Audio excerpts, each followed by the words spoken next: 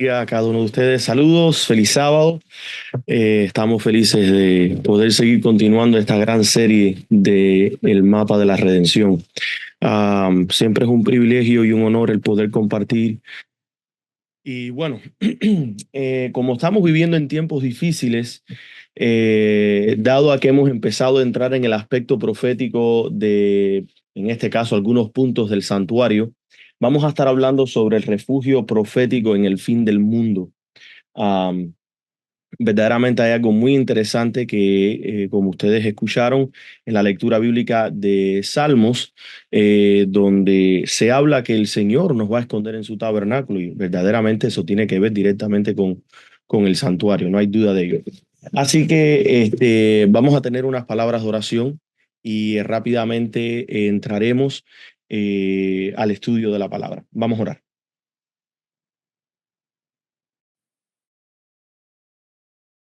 Oremos. Amante Padre que estás en los cielos, santificado sea tu nombre.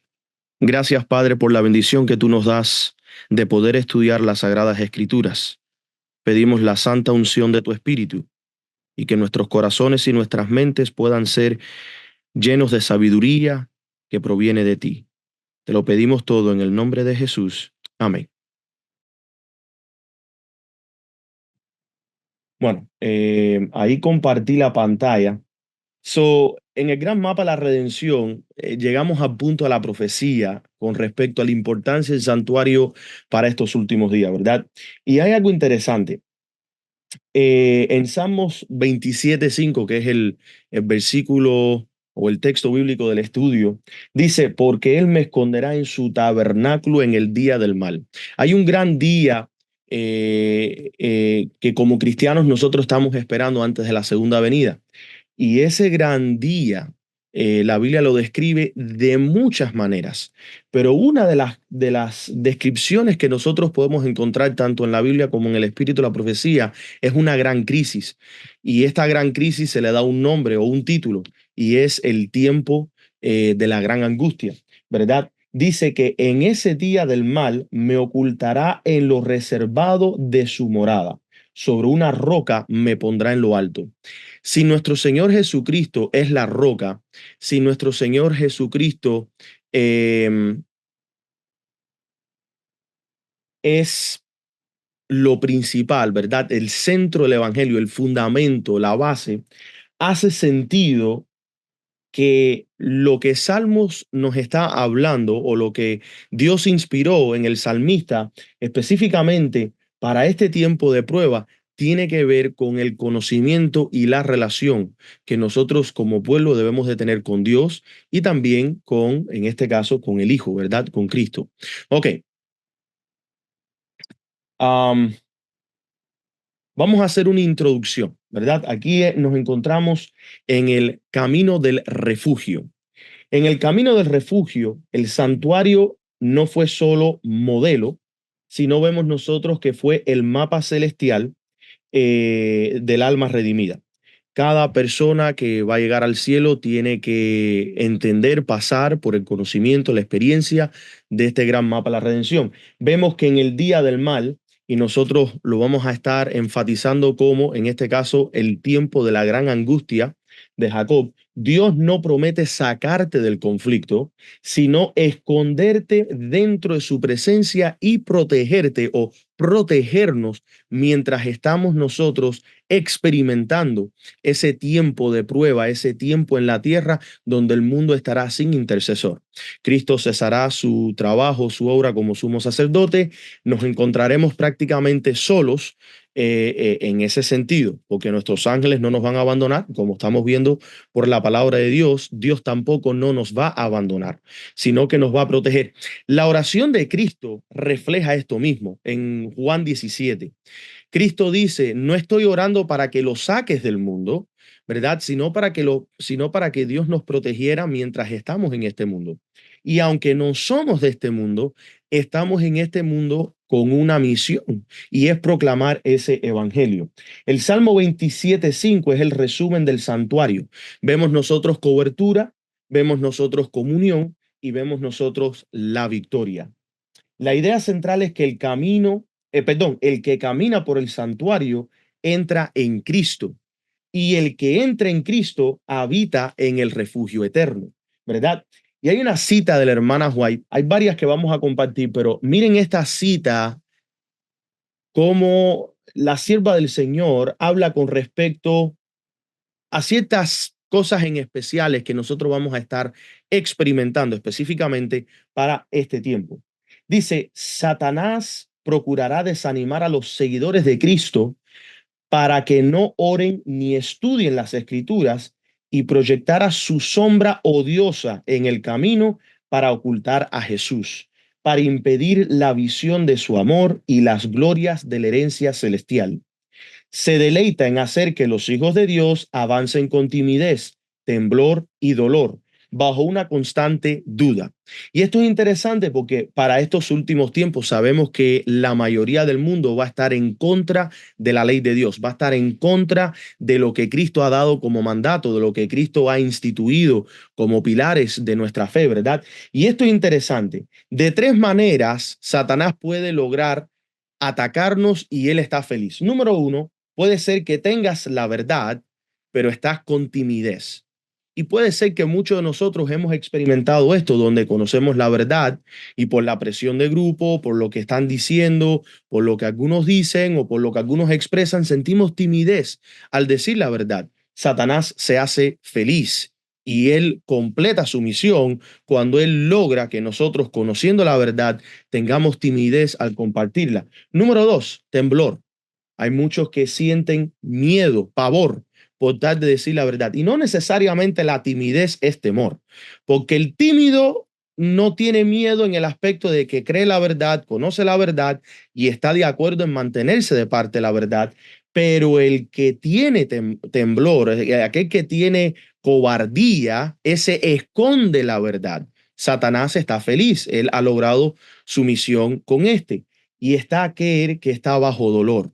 El que está bajo dolor es el que permite que las pruebas de este mundo, las persecuciones, lo que dicen los demás, el dime que te diré, que estas cosas lo abruman de tal manera que él entonces o su fuego por dentro se apaga y por ende no comparte nada. No necesariamente porque tiene temor o porque tiene timidez, sino porque ha sufrido y no ha podido aguantarse de Cristo y estar dispuesto a pasar por esa copa amarga de la cual la misma sierva del Señor nos dice que todos debemos de participar con paciencia, con amor, benignidad, ¿verdad? Es duro, pero es necesario. Dice ella que bajo una constante duda, la duda cuando se trata la palabra de Dios es pecado. Y eso es exactamente lo que Satanás quiere que nosotros tengamos con respecto a la Biblia, es que tengamos dudas. Si lo dice, si no lo dice, si ha sido declarado, si no ha sido declarado. Y la duda, mis queridos, es lo que va a hacer que muchos duden cuando aparezca el falso Cristo con respecto a las cosas que salen de su boca. Se van a quedar y van a decir, bueno, ¿será o no será? Y porque están en duda, muchos serán engañados. Y el engaño vendrá de tal manera que aún hasta los escogidos pudieran ser engañados. No obstante, la cita sigue diciendo que Satanás busca hacer el camino lo más doloroso posible, pero si sigues mirando hacia arriba, no hacia abajo, a tus dificultades, no desfallecerás en el camino. Pronto verás a Jesús extendiendo su mano para ayudarte y solo tendrás que darle la tuya con simple confianza y dejar que Él sea quien te guíe. Jesús es la luz del mundo y debes moldear tu vida según la suya. Encontrarás ayuda en Cristo para formar un carácter fuerte, ¿verdad? Que esto es lo opuesto a timidez, simétrico, algo que está bien balanceado, lo opuesto al miedo, y hermoso, lo opuesto al dolor. La hermosura es la paz, la felicidad, el gozo, la sonrisa, ¿verdad? Satanás no puede anular la luz que emana de tal carácter. O sea, si nosotros llegamos a reflejar a Cristo de tal manera, el Satanás, el enemigo, no puede hacer nada al respecto. El Señor tiene una obra para cada uno de nosotros. Él no dispone que seamos sostenidos por la influencia de la alabanza y el halago humano. Quiere que cada alma se mantenga firme en la fuerza del Señor. Y eso fue escrito en la Review and Herald 15 de marzo de 1887. Y el título de este hermoso artículo que escribió la sierva del Señor es ¿En qué debemos de gloriarnos? Y es interesante que He predicado sobre Jeremías capítulo 9 antes y he buscado citas de la hermana White con respecto al tema y no me había topado con este artículo hasta recientemente. Y así es como empieza este artículo, hablando de Jeremías capítulo 9, versículos 23 al 24. ¿Cuál debe ser la única gloria del hombre? El conocer y el entender quién es Jehová. Hermanos, Dios estará enviando juicios sobre toda la tierra.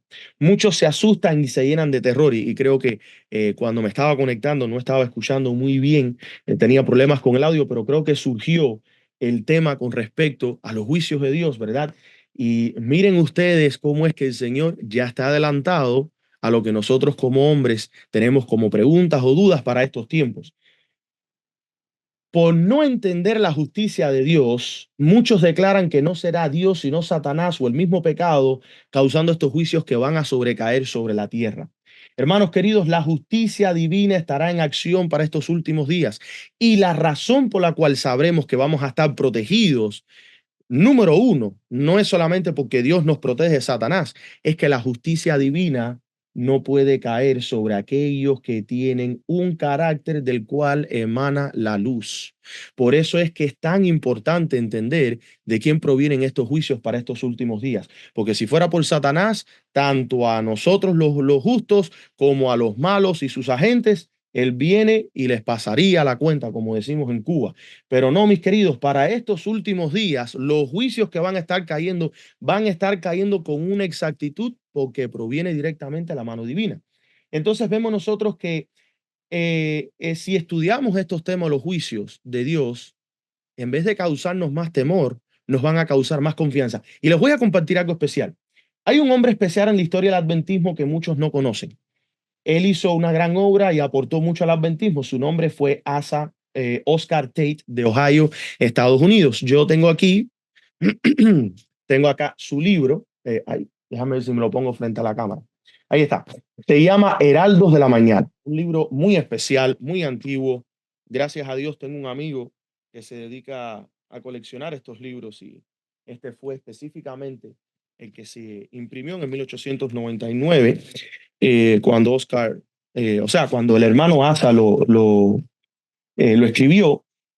¿Quién fue Asa Tate? Asa Tate, nacido el 20 de agosto de 1858, probablemente bajo el cuidado de un familiar, permaneció en el estado de Ohio hasta diciembre de 1876.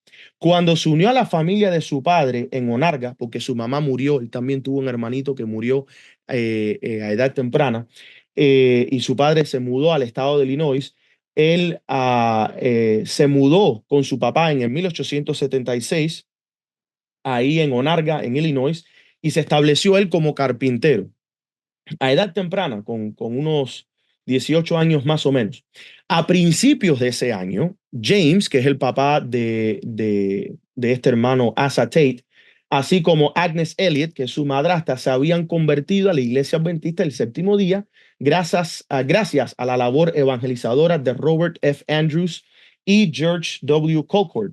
Se organizó una iglesia en Onarga y en el 1877 Asa también aceptó el mensaje adventista y fue bautizado por el anciano Andrews. Y yo quiero compartir algo que él escribió porque tanto James White como la hermana White estuvieron muy, pero muy involucrados en que Asa fuera ministro. Y Asa hizo una inmensa obra que muchos ni siquiera conocen. Y bueno, es que casi ni se conoce la historia de los pioneros hoy en día. Pero yo recomiendo mucho que si pudieran conseguir este libro, que lo consigan. Solamente tengo el PDF en inglés, todavía no tengo una traducción al español, pero espero que con la ayuda del Señor se pueda llegar a hacer ese trabajo pronto. Miren lo que dice este libro. Um, Puse las páginas, no puse las páginas, pero sé que está por el capítulo 24. Dice, muchos al pensar en estas cosas, hablando en este caso de los juicios finales, solo ven el terror. Pero nuestro Padre Celestial no desea que estas conmociones de los elementos manifestadas en terribles huracanes, ciclones, maremotos, terremotos, granizadas y calor abrasador llenen el corazón de un temor y una consternación indescriptibles. Estas señales no se permiten para aterrorizarnos, sino para hacernos saber que esta vieja tierra se agita y se tambalea entre los bancos de la arena y las olas cerca de la orilla más lejana del tiempo, donde cesará el reinado del pecado. Son evidencias de que el Hijo del Hombre está a punto de regresar, y la palabra de nuestro Padre para nosotros es: ven, pueblo mío, entra en tus aposentos. Muy interesante porque es un lenguaje familiar con Salmos 27, ¿verdad? Y sigue diciendo: entra en tus aposentos y cierra tras ti tus puertas. Escóndete por un breve momento hasta que pase la indignación, porque he aquí, el Señor sale de su lugar para castigar y los habitantes de la tierra por su iniquidad. La tierra también descubrirá su sangre y no encubrirá más a sus muertos. Si ustedes notan, los juicios no provienen de parte de Satanás, no provienen de parte del pecado, porque dice que es la indignación de Dios. Dice que el Señor sale de su lugar para castigar a los habitantes. Hermano, cualquiera que hable con un lenguaje opuesto al que está en las escrituras no está de parte de Dios, sino más bien estaría de parte de Satanás, como estaríamos leyendo en la cita de la hermana White, donde dice que él busca constantemente tirar dudas sobre la palabra. ¿Verdaderamente la palabra dice eso o no lo dice? ¿Verdaderamente eso fue lo que el Señor declaró o no declaró? Sigue diciendo nuestro hermano Asa Tate: en este tiempo nuestro Señor nos asegurará: no temerás al terror nocturno, ni la saeta que vuela de día, ni la peste que anda en tinieblas, ni la destrucción que asolará al mediodía. Caerán 1000 a tu lado y 10.000 a tu diestra, pero a ti no te alcanzará. Solo con tus ojos mirarás y verás la recompensa de los impíos. ¿Quién da la recompensa de los impíos? No es Satanás. Satanás no es un juez ni es justo en sus juicios. Verdaderamente el único que puede dar una recompensa apropiada a los impíos sería en este caso Dios. Porque si fuera por Satanás, él se sobrepasaría, incluso con sus mismos agentes. Pero Dios es justo, mis queridos, y él se va a asegurar que cada uno reciba tal lo que merece, ni más ni menos. Y sigue diciendo, con respecto a que Dios recompensará a los impíos, porque has puesto al Señor, que es mi refugio, al Altísimo por tu morada. No te sobrevendrá mal, ni plaga se acercará a tu morada, porque a sus ángeles mandará cerca de ti, que te guarden en todos tus caminos. En sus manos te llevarán para que no tropieces con piedra. Sobre el león y la áspid pisarás, al cachorro del león y al dragón hollarás. Cosas muy preciosas, promesas verdaderamente poderosas se encuentran en las escrituras. ¿Vamos nosotros a creer estas promesas? Bueno, eso depende de cada uno. Ahora, ¿cuál es el patrón de la liberación? Vemos nosotros que el Éxodo no es una referencia como profecía del fin. Por ejemplo, en Salmo 77, versículo 13, la palabra dice: tu camino, Dios, está en el santuario. Si el camino de Dios está en el santuario y el Éxodo fue la salida del pueblo de Israel físicamente de Egipto, significa que Dios tuvo que darles un camino, y ese camino era el santuario. Si el pueblo de hoy tiene que salir de la Babilonia espiritual, del Egipto espiritual, significa que Dios tiene que darnos un camino. Ese camino tiene que ser, ¿qué cosa? El santuario de Dios. Vemos nosotros entonces que está la etapa, la lección profética y el cumplimiento final. En el caso de que sacado de las aguas, vemos nosotros que el nacimiento de Cristo fue bajo un decreto de muerte. Hoy en día el nacimiento de nuestras vidas bajo un carácter perfecto de Cristo va a ser verdaderamente bajo ¿qué cosa? Un decreto de muerte. Así como Cristo nació y Herodes mandó a que fuera eliminado, ese hombre, esa mujer que va a ser completada en Cristo antes del cierre de la gracia, porque tenemos que parar de pecar antes del cierre de la gracia. El pueblo tiene que estar sellado, perfectamente preparado. Ese nuevo nacimiento completado va a ser bajo un decreto de muerte, porque se va a entregar un decreto de muerte y nosotros vamos a tener que vivir de acuerdo a la fe que hemos estado practicando y que hemos nosotros recibido. Cristo nace bajo un edicto de Herodes, hermanos. La iglesia se levantará de la persecución. Os echarán, os matarán, porque no conocen ni al Padre ni a mí, ¿verdad? Vemos nosotros que el pueblo de Israel pasa por el desierto. Es una purificación antes de la misión. ¿Cuál fue la misión? Entrar a la tierra de Canaán y extirpar, eliminar, destruir, matar a las naciones paganas que estaban ahí. instrucciones específicas. Y por Saúl, esto fue algo en lo personal que estaba estudiando esta semana, eh, por Saúl no destruir al rey Agag, Dios le dio órdenes, destrúyelo todo, padre, madre, niño, ancianos, todo, y que no tomaran nada, que lo quemaran todo. Pero él quiso retener al rey Agag por las razones que hayan sido. Si le tenía más temor al pueblo que a Dios mismo, cuáles sean. El hecho es que se tuvo que aparecer Samuel, un hombre anciano, viejo. Tenía 3 títulos: profeta, sacerdote y juez. Como profeta y juez, él podía entregar un juicio y en este caso quitarle la vida a alguien si Dios daba la orden. Pero como sacerdote no. El sacerdote no podía manchar sus manos con sangre.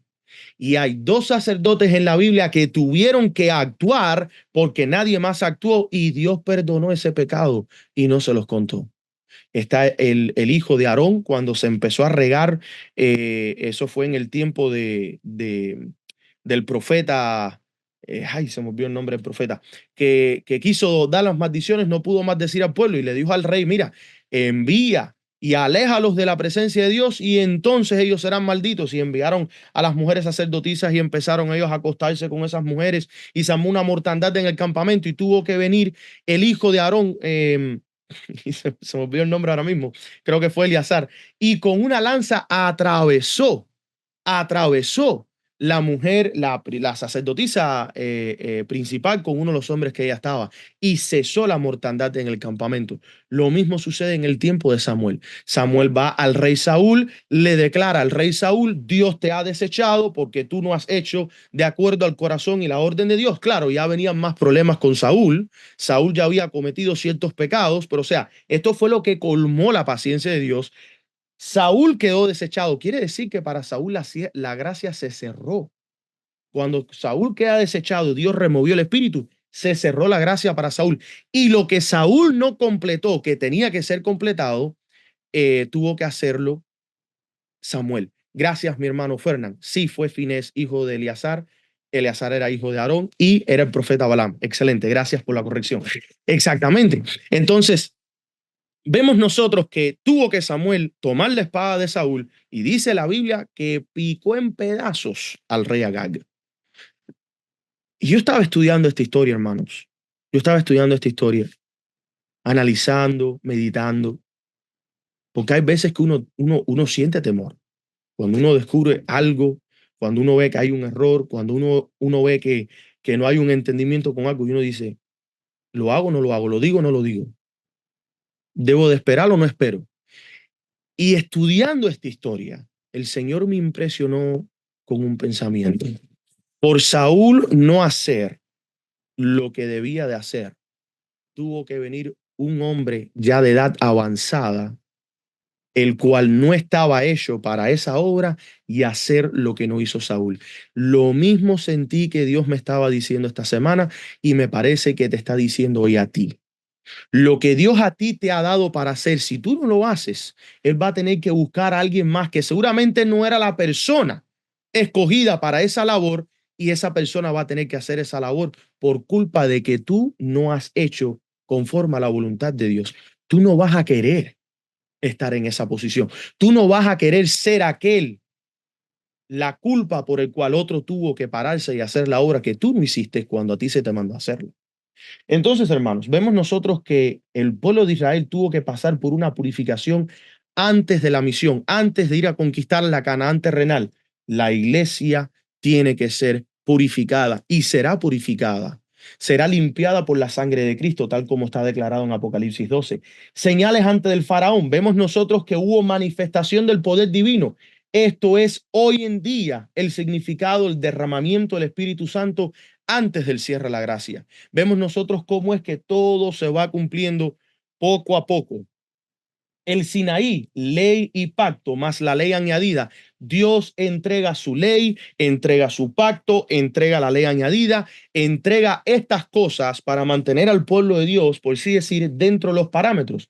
El remanente será sellado con el Espíritu de Dios y su ley. Por eso es que tendrán el nombre del Padre en sus frentes. Vemos nosotros que hay supuestamente un retraso aparente. Moisés se demoró en bajar de la montaña, por lo tanto, hicieron una imagen, idolatría. Cristo se está supuestamente demorando en regresar en su segunda venida. ¿Qué es lo que hace el pueblo profeso pero falso cristiano? Imagen de la bestia. Van a levantar una imagen.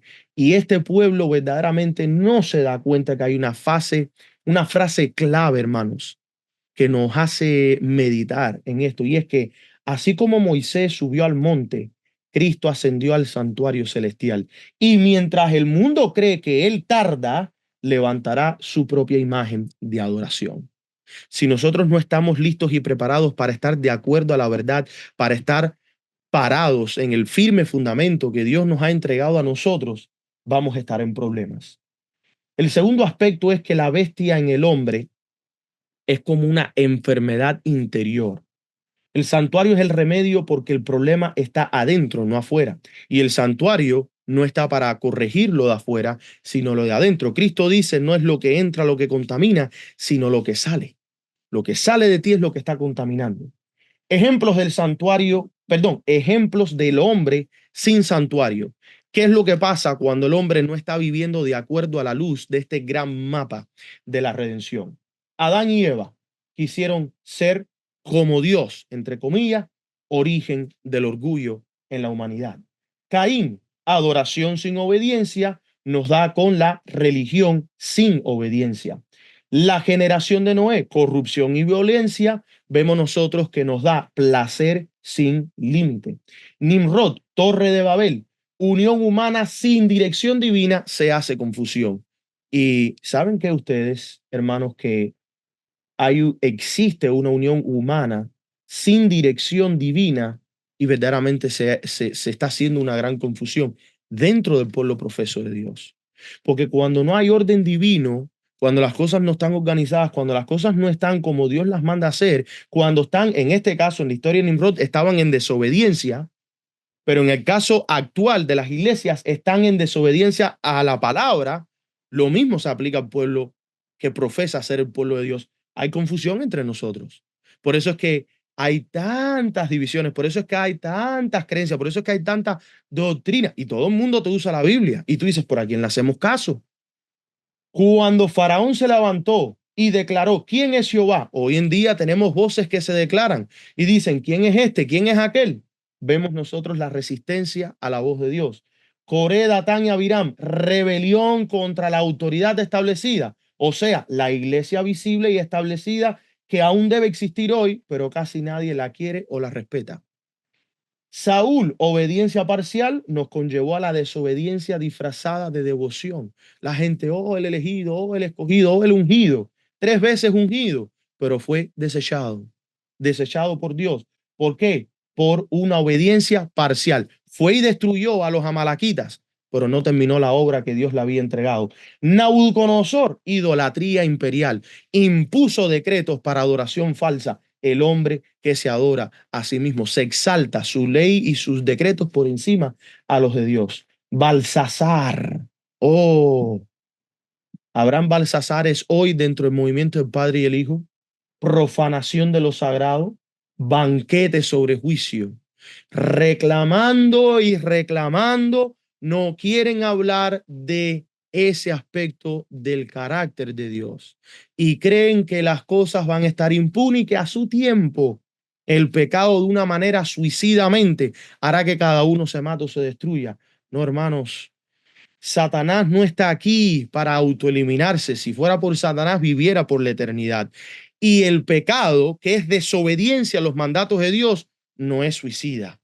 Por eso fue que Dios tuvo que remover el árbol de la vida de Edén y tuvo que poner 2 ángeles, uno con una espada de fuego en la entrada de Edén para que nadie entrara y otra espada que daba vuelta alrededor del árbol para que nadie llegara a ese fruto. ¿Ustedes se imaginan un pecador comiendo el fruto de la vida, viviendo por la eternidad, lleno de pecado, sufrimiento, dolor, enfermedades, esparciendo todas esas dudas y esa desobediencia, influencia negativa? Hermanos, horrible.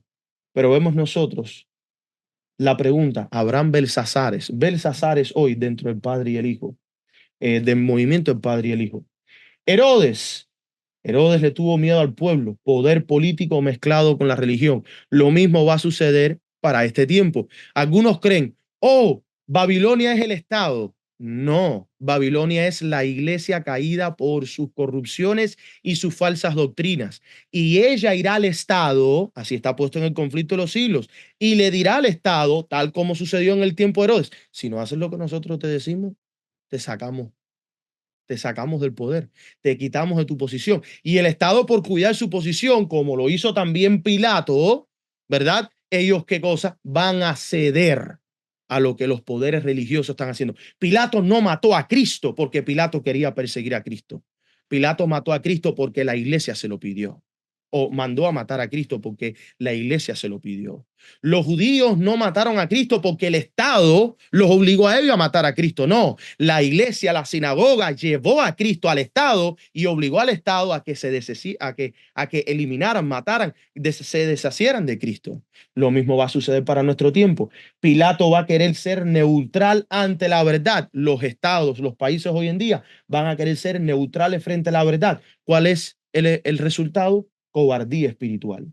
Este país, por ejemplo, Estados Unidos, un país que siempre ha defendido la libertad de conciencia, la libertad de religión, la Biblia, la constitución de este país es una constitución, es un documento especial que Dios estuvo detrás de ese documento. Pero eso todo un día va a cambiar. ¿Por qué? Porque ellos van a querer ser neutrales a la verdad. Fíjense que la hermana White dice que hoy en día los que guardan el domingo aún no tienen la marca de la bestia. Pero cuando las iglesias vayan al Estado y le digan al Estado, tienes que imponer el domingo, ahí es que se convierte como marca de la bestia. Tenemos que estudiar, hermanos, porque viene una cobardía espiritual y del hecho de que alguien no cree en la Trinidad no quiere decir que no va a tener esa cobardía espiritual. Judas estuvo dentro de los 12. ¿Cuántos Judas existirán hoy dentro del movimiento del Padre y el Hijo? Amor al dinero, amor a las cosas terrenales, amor a la reputación, que eso lo he escuchado con mis oídos, amor a la posición, amor al trabajo, amor a las cosas que se tienen. Eso será traición disfrazada de ministerio. Todo esto, mis queridos, es una lista de ejemplos cuando el hombre está sin santuario. Dos más nos quedan. Los fariseos, religión sin amor, forma de piedad sin poder. Los mercaderes del templo, comercio en lugar de comunión. La bestia Apocalipsis 13, que es un poder religioso político que impone adoración, cuando el hombre rechaza el santuario interior, que es la presencia de Cristo, se levanta una bestia exterior que lo domina. El hombre sin santuario se convierte en bestia. Y para entender esto que estoy diciendo, tienen que escuchar la parte 6. El alma sin el espíritu de Cristo pierde la imagen divina. El santuario reinstala el trono de Dios en nuestros corazones. Vamos a ver ahora esta tercera parte del tema, el santuario, refugio en el tiempo de angustia, que es en esencial el corazón, el centro de lo que estamos presentando. Éxodo 25:8, y harán un santuario para mí y habitaré en medio de ellos. Cada mueble, ojo, usa aquí la señal de un pergamino. ¿Por qué? Porque cada mueble representa la palabra de Dios, la instrucción divina. Y esto lo quiero enfatizar. Cada mueble es una estación profética del alma. Cada aspecto de las escrituras, hermanos, es una estación profética de nuestras vidas. En el mueble vemos nosotros el significado y el significado vemos nosotros el cumplimiento final. Por eso es que en el altar de sacrificio está la muerte al yo. Crucificado estoy yo con él, mas ya no vivo yo, mas vive Cristo en mí. ¿Cuál es el cumplimiento final? Estos, los 144,000, vencen por medio de la sangre del Cordero, porque ellos han preferido la muerte antes de la traición a los mandatos de Cristo. ¿Qué fue lo que Cristo envió como mandato? Eso es lo que ellos viven, eso es lo que ellos predican, eso es lo que ellos hacen. Vemos nosotros el lavacro que nos representa la limpieza y entrega, tal como está en Tito, capítulo 3, versículo 5. Somos nosotros bautizados. Somos bautizados hacia la muerte en Cristo, hacia la resurrección que el Padre nos da, hacia el Espíritu que Él nos da para una nueva vida. ¿Cuál es el cumplimiento final? La purificación antes del sellamiento, que tanto nos habla Apocalipsis capítulo 7, versículo 3. Mesa de los panes, la doctrina pura, Mateo 4:4, pan celestial es el cumplimiento final, sin levadura del error. Cristo le dijo a sus discípulos en Mateo 16, tengan cuidado de la levadura de los fariseos. Los fariseos leían de la Biblia, escudriñaban las escrituras, incluso se las conocían de memoria, pero su interpretación estaba alejado del don del Espíritu de la profecía. Su interpretación iba en contra de lo que el Espíritu de Dios estaba mostrando a través de Juan el Bautista, a través del mismo Cristo, a través de, después que Cristo ascienda al cielo, Pablo. ¿Quién fue quien educó a Pablo? No fueron ninguno de los discípulos. Fue llevado al desierto 3 años y medio. Cristo fue quien directamente lo instruyó y así él lo declara. Que el evangelio a él no le vino por ángel, ni le vino por discípulo, ni le vino por apóstol, le vino directamente por Cristo. Y esto es interesante porque tenemos mucha doctrina, pero ¿cuánta será pura sin mancha de levadura? El candelabro representa la luz del testimonio, el Espíritu de Cristo hablando directamente a nuestros corazones, la inspiración que Dios ha dado a través de los discípulos, los apóstoles, después los reformadores, después los pioneros, la sierva del Señor y hoy en día los ministros que Él está levantando. Hoy en día hay una luz que está brillando, es el testimonio de lo que Cristo está entregando. Los 144,000 son el cumplimiento final porque ellos reflejan la luz del Cordero y esto lo hemos predicado antes y lo seguiremos predicando. Los 144,000 serán el don del Espíritu de la profecía caminante andando. Ellos serán aquella encarnación, si pudiéramos decirlo de esa manera, si se permitiera, literalmente el Espíritu y profecía andando. Ellos estarán caminando y todo lo que estará fluyendo de sus bocas será palabra inspirada por Dios. Estamos llegando a ese punto. Estamos llegando a ese nivel de reflejar a Cristo en nosotros. El altar de incienso nos muestra a nosotros la oración intercesora, el espíritu de estar intercediendo los unos por los otros. El pueblo orando unido con Cristo es un pueblo poderoso que no puede ser manchado por Satanás. Seguimos con esto último del mueble, significado y cumplimiento final, llegando al arca del pacto. El arca del pacto nos muestra a nosotros que la ley estaba dentro del arca, la ley en el corazón. Este es el sello de Dios en la mente. Estaba en Tennessee la semana pasada compartiendo con unos hermanos allá y les mencioné que en 1 Corintios capítulo 6 siempre, cuando se habla que nuestros cuerpos son templo del Espíritu Santo, nos concentramos en el cuerpo físico. Pero si te pones a leer, dice que el cuerpo le pertenece a Cristo. Cristo es la cabeza del cuerpo. El cuerpo es su iglesia. Nosotros somos miembros de su cuerpo, de su iglesia. Verdaderamente el cuerpo de Cristo estaba, cuando él era un humano en la tierra, estaba el Espíritu de Dios en él. Y ahora espiritualmente la iglesia, del cual tú y yo debemos de ser miembros de ese cuerpo, una iglesia visible, no invisible, una iglesia que esté ordenada, porque no puedes tener el brazo como pierna, ni pierna como brazo, ni diente como dedo, ni un dedo como diente. Las cosas tienen que estar ordenadas para que hagan sentido. Y las cosas todas tienen que seguir lo que manda la cabeza, no que el brazo esté tratando de mandar como si él fuera la cabeza. La cabeza es Cristo del cuerpo de la iglesia. Ese cuerpo de la iglesia tiene que estar lleno del Espíritu porque ese es el verdadero templo del Espíritu Santo. Es el cuerpo de Cristo, es su iglesia. Y nosotros somos partícipes de esto porque somos miembros del cuerpo de Cristo. 1 Corintios capítulo 12. Y en Cristo está toda la plenitud de la deidad. Toda la plenitud de la deidad. Y nosotros estamos completos. ¿En quién? En Cristo, ¿verdad?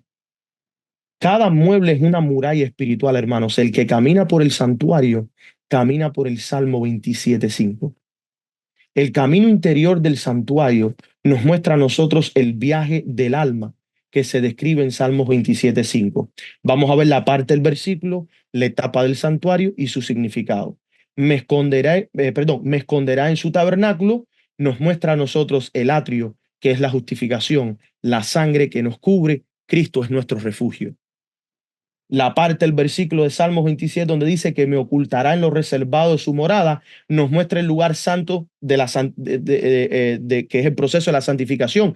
Cristo morando en nosotros, tenemos nosotros una verdadera transformación.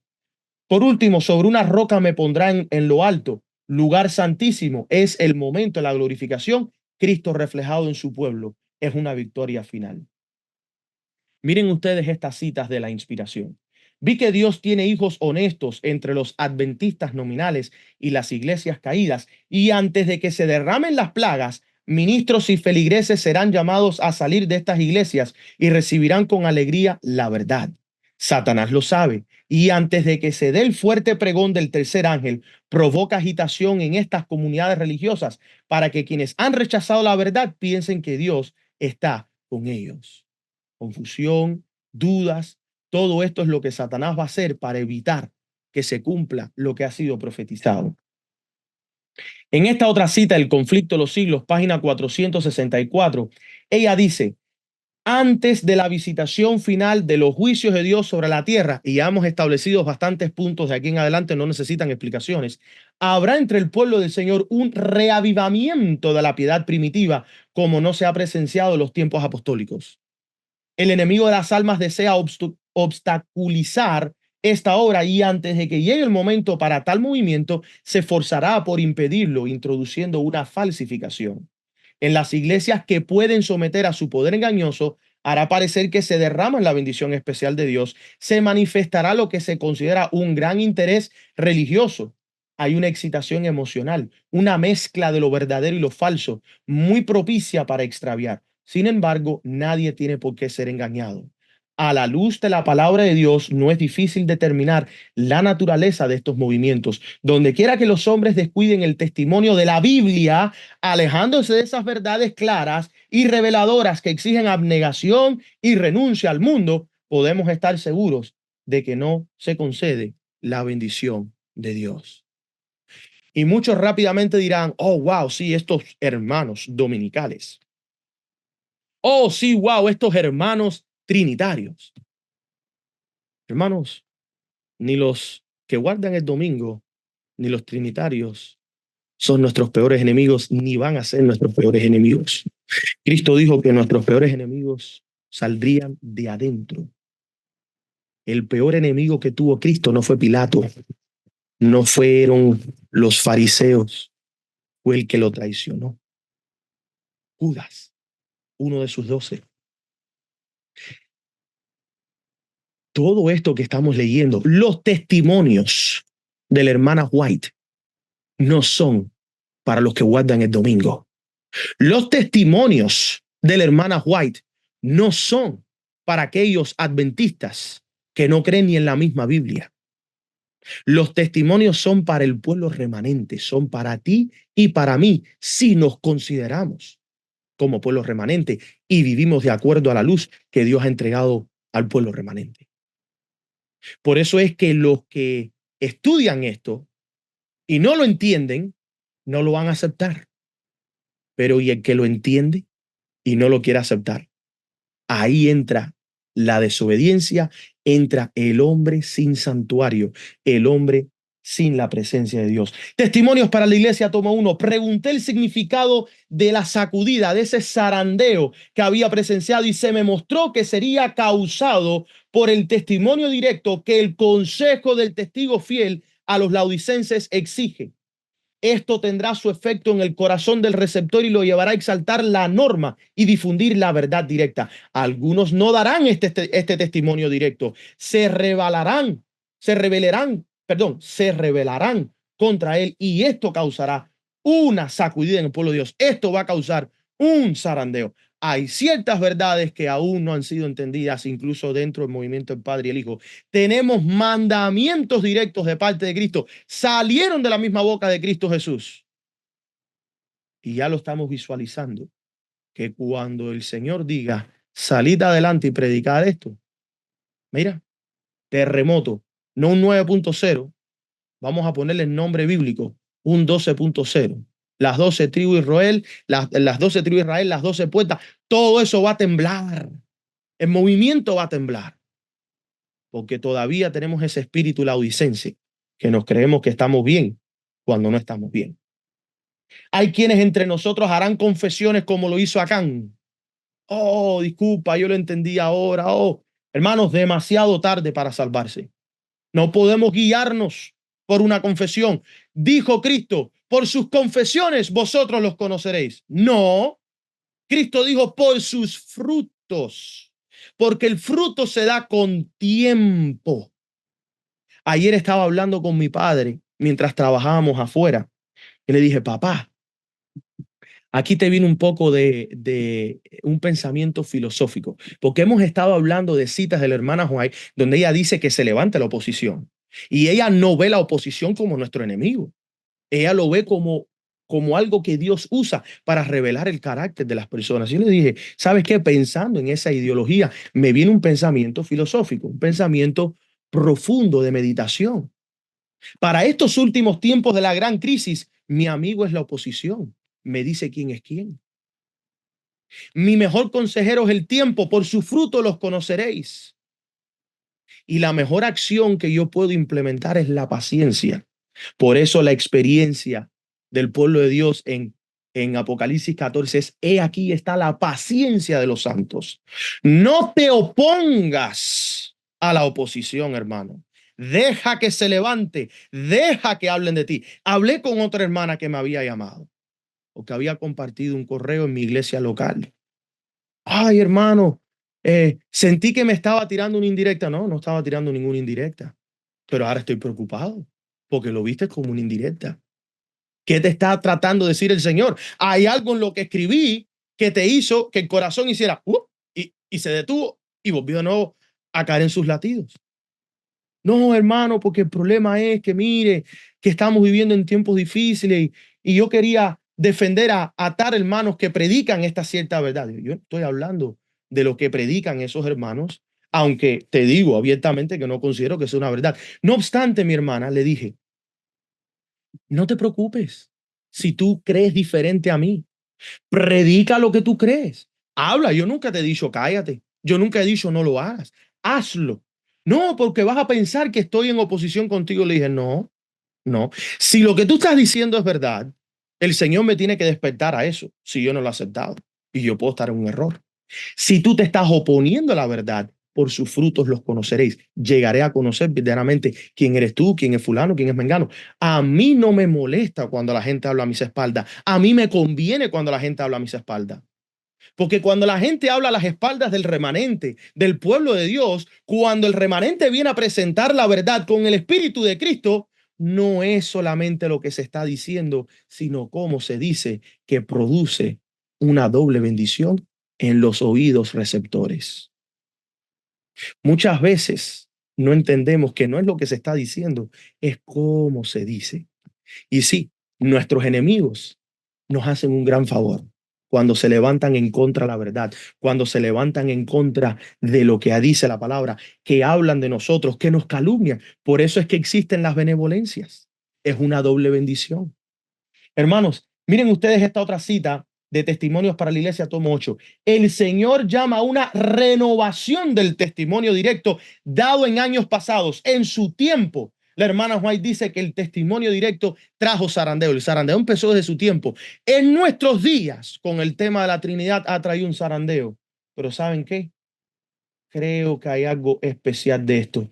El Señor llama a una renovación del testimonio directo dado en años pasados. Llama a una renovación de la vida espiritual. Las energías espirituales de su pueblo han estado entorpecidas por mucho tiempo, pero habrá una resurrección de la muerte aparente. Mediante la oración y la confesión de pecados debemos de despejar el camino del Rey.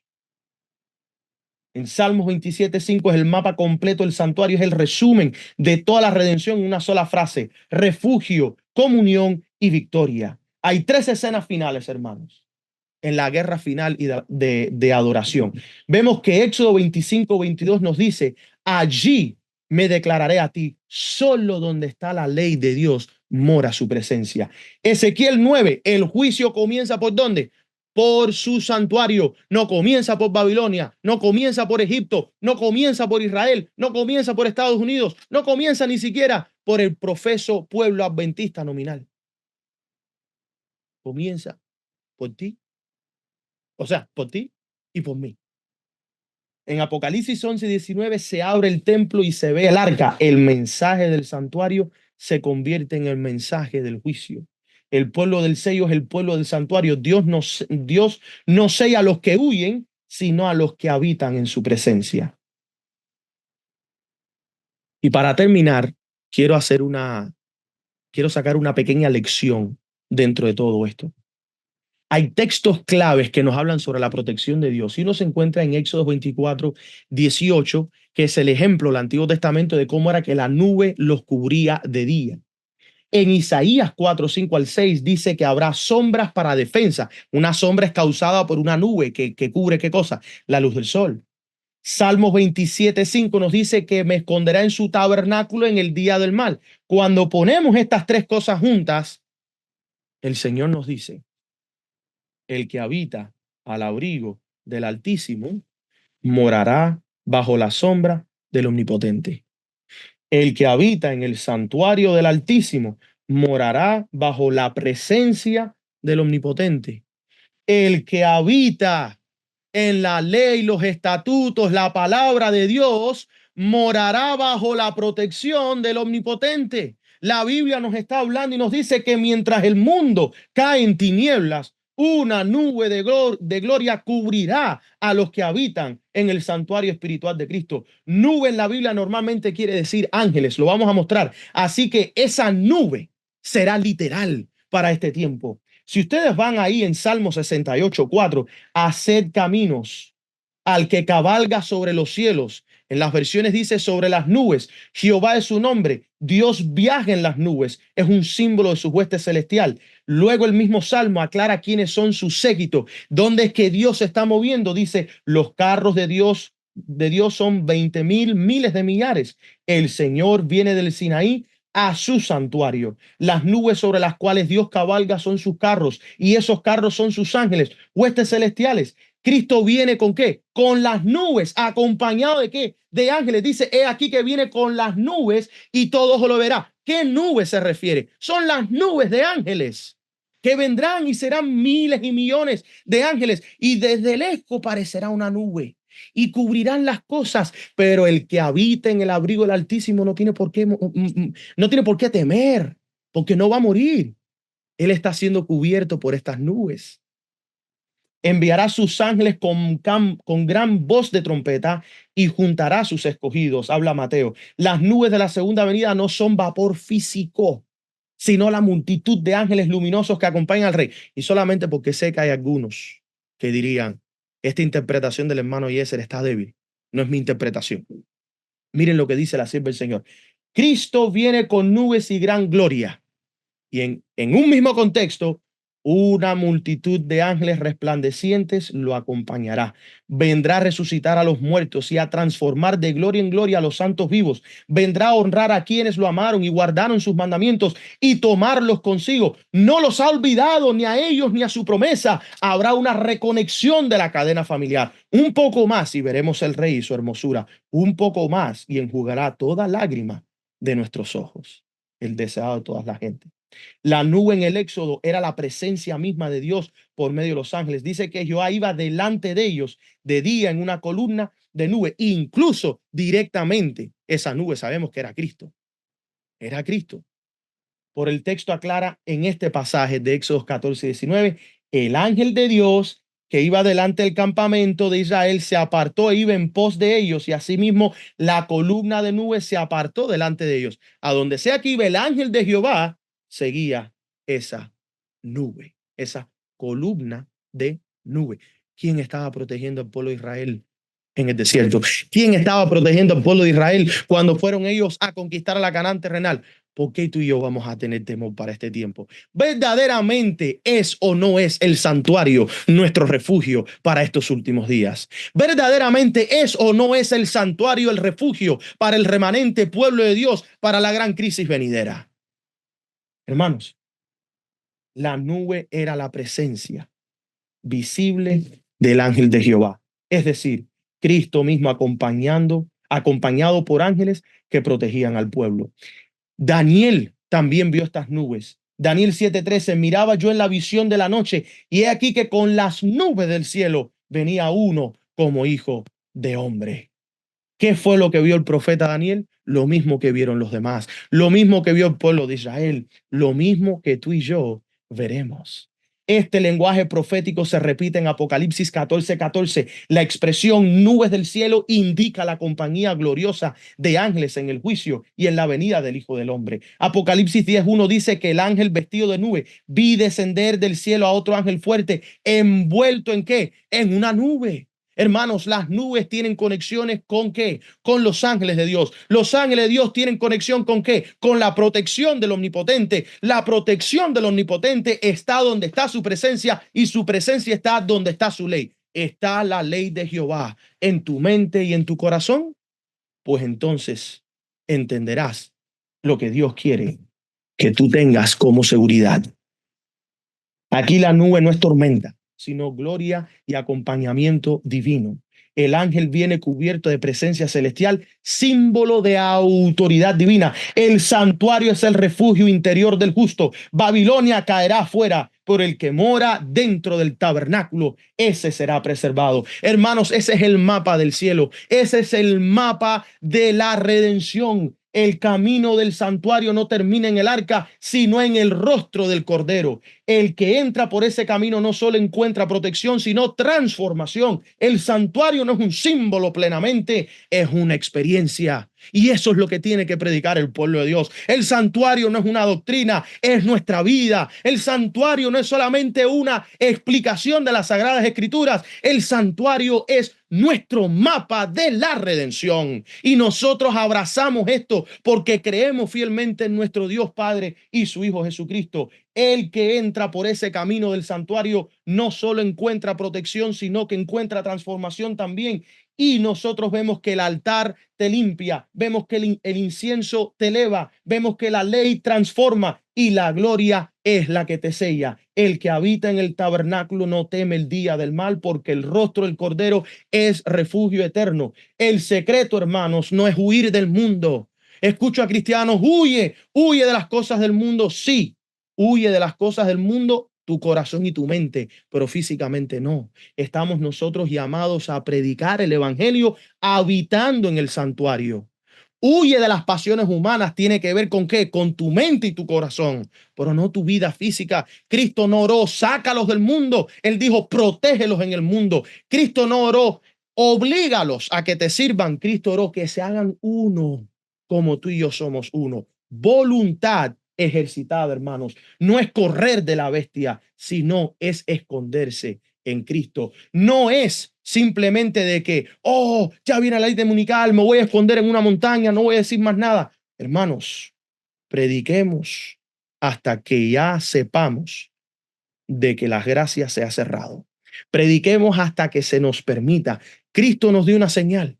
Nos dio una señal para cuando terminar de predicar. Y no es cuando venga la ley dominical. Esa no es la señal que Cristo dio. Cristo declaró, cuando tú vayas a una ciudad y no quieran escuchar este evangelio, sal de la ciudad, sacude tus sandalias y sigue por tu camino. Esa es la señal tuya. Cuando no te quieran escuchar más, cuando en tu pueblo te digan no queremos escuchar más lo que predicas, cuando en tu iglesia te digan no queremos escuchar más lo que predicas, cuando en tu hogar te digan no queremos escuchar más tus ideas, cuando en tu país te decreten que no quieren escucharte más porque si no te van a matar, ya tienes la señal. Huye, huye. ¿Por qué? Porque la redención está cerca, pero no antes. El verdadero abrigo del Altísimo no es un lugar físico, sino una condición espiritual. El alma cubierta por la justicia del Hijo, viviendo en obediencia a los mandamientos de nuestro Padre. Hermanos, concluimos. El gran mapa de la redención, ¿es o no es el refugio profético en el fin del mundo? ¿Es o no es? Que Dios te bendiga, que Dios te guarde. Espero que puedas meditar las cosas que han sido leídas y compartidas y que de alguna manera te puedan servir de ánimo para seguir adelante de acuerdo a la verdad, aunque se desplomen los cielos. Pero ese es el tiempo en el cual estamos viviendo, donde se necesitan ese tipo de hombres. Así que bueno, que Dios me los bendiga. Vamos a terminar con unas palabras de oración porque me tengo que retirar rápido en camino hacia la iglesia, si me lo permiten. Vamos a orar. Amante Padre que estás en los cielos, santificado sea tu nombre. Gracias, Padre, porque podemos ver en las Sagradas Escrituras tus promesas de protección para tu pueblo fiel. Podemos ver en las Sagradas Escrituras el poder y la autoridad de tu Hijo Cristo Jesús. Nosotros queremos ser protegidos, queremos habitar, Padre, en tu santuario, que tu ley esté en nuestros corazones y tu presencia transforme nuestras vidas. Perdona nuestras faltas y pecados, y que este mensaje pueda ser de ánimo para tu pueblo, a seguir adelante viviendo de acuerdo a la luz que tú nos has entregado, a la palabra divina, nuestra única regla de fe. Bendice a aquellos que por primera vez están aprendiendo grandes verdades y pueden ser que sientan temor o que se sientan tímidos o simplemente inseguros, Padre. Manda ángeles y refuerza esos corazones. Envía a personas, ministros o gente de tu pueblo, Padre, que estén dispuestos a compartir la verdad sin tener en cuenta las consecuencias que puedan traer la predicación de este evangelio. Que podamos seguir adelante predicando a todo pueblo, tribu, nación y lengua esta gran verdad, que si nosotros tenemos fe en ti y tu Hijo Cristo Jesús habita en nuestros corazones, si nosotros por fe creemos que Cristo está en nosotros, seremos transformados de gloria en gloria y podremos adorarte en espíritu y en verdad por el resto de la eternidad. Te pedimos estas cosas en el nombre de tu Hijo amado Cristo Jesús. Amén y amén.